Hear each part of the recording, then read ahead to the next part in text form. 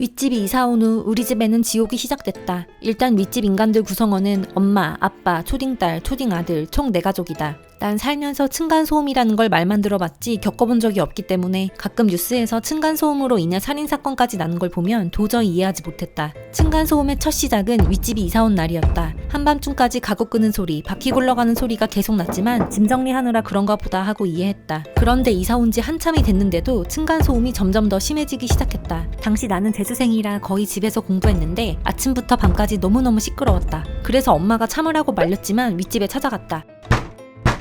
저기 아랫집인데요. 네? 그런데요? 너무 쿵쿵 소리가 나서 그런데 조금만 조용히 해주시면 안 될까요? 우리 안 뛰었는데요? 자꾸 쿵쿵 소리가 나고 너무 시끄러워서요.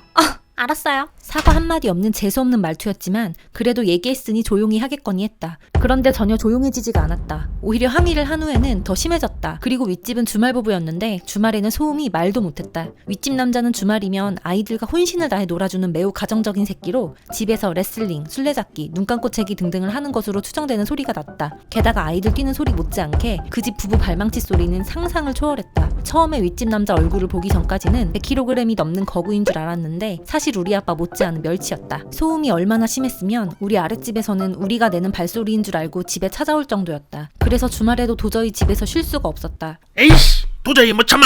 가서 한마디 하고 와야겠어. 그래, 다녀와 여보. 아빠, 살살하고 와. 그냥 이거 끼자. 저런 것들 상대해봐야 똑같은 사람 되는 거지 뭐. 보다 못한 엄마가 층간소음 방지 슬리퍼를 4켤레 사서 윗집에 편지와 함께 현관문에 걸어두고 온 적도 있었다. 그런데 다음날 보니 윗집 여자가 슬리퍼를 우리 집 앞에 다시 놓고 갔다. 화가 난 엄마가 부녀회장 아주머니에게 윗집 얘기를 했더니 아주머니 말이 그 집이 애를 둘이나 키우면서 매트도 전혀 깔지 않고 아이들은 걷지 않고 말을 타고 다닌다고 했다. 나는 그때부터 정말 정신병이 생겨서 공부고 뭐고 윗집에서 소음을 내나 안 내나 그것만 신경 쓰고 살았다. 층간소음 카페에서 고무망치로 천장을 두드리면 효과가 좋다는 글을 보고 다이소에서 고무망치 2개를 사서 천장을 마구 쳐보기도 했다. 그럴 때마다 육가가령 굴리는 소리와 함께 더 심한 소음이 보복으로 돌아왔다. 어느 날 한창 망치질을 하고 있는데 윗집 남편놈이 문을 두드렸다. 아니, 왜 맨날 천장을 콩콩 치고 지랄이야. 애들 노는 소리도 이해 못하면 팍팍해서 어떻게 살아? 그래 안 그래? 애들이 집에서 뛰면 혼을 내서라도 말려야죠. 그냥 냅둬요? 몇 번을 말했는데 안 고쳐지니까 치는 거죠.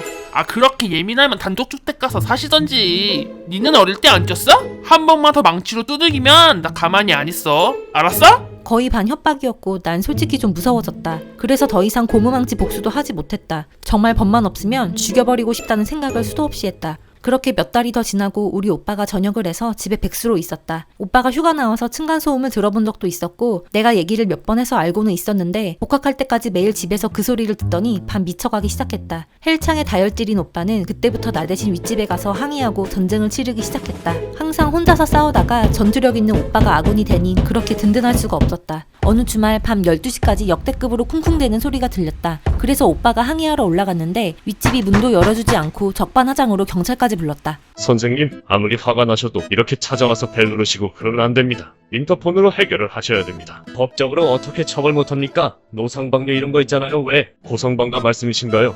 층간소음은 경찰이 개입해서 해결할 수가 없어요. 대화로 잘 풀어보시는 수밖에.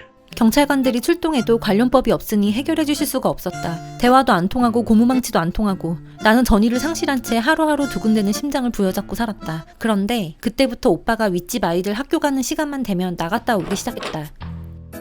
저기요, 남의 집 앞에서 뭐 하는 거예요? 학교 가니? 별꼴이야 정말? 오빠는 매일매일 평일 그 집 아이들 등교 시간이 되면 계단에 앉아서 아이들에게 인사를 건네고 들어왔다. 그러던 주말 윗집 남편이 우리 집에 찾아왔다. 너 뭐하는 새끼인데 맨날 남의 집 앞에 앉아있어? 쳐 맞고 싶어? 아우, 안 때려! 안 때린다. 참는다. 이후에도 오빠는 멈추지 않고 한 달 가까이 그 짓을 계속했다. 윗집 여자는 부녀회 아주머니에게 아랫집에 정신병 걸린 아들이 산다며 자기 아이들에게 해코지를 할까봐 무섭다고 하소연을 했다. 자기, 나야. 이제 매트도 사서 깔고 집에서 쓰레빠도 신고 다닌다고. 광식이 올라오는 것 좀 그만 해달라네. 진짜 조용히 살 거예요? 믿어도 되는 거죠, 애기 엄마? 그렇게 우리는 윗집의 항복을 받아냈다. 태어나서 처음으로 오빠가 든든하고 쓸모있던 순간이었다. 가끔씩은 다시 지랄맞은 발소리가 5분 이상 들릴 때도 있었는데 고무망치로 천장을 두드리면 금세 조용해졌다. 윗집아, 제발 인간답게 좀 살자.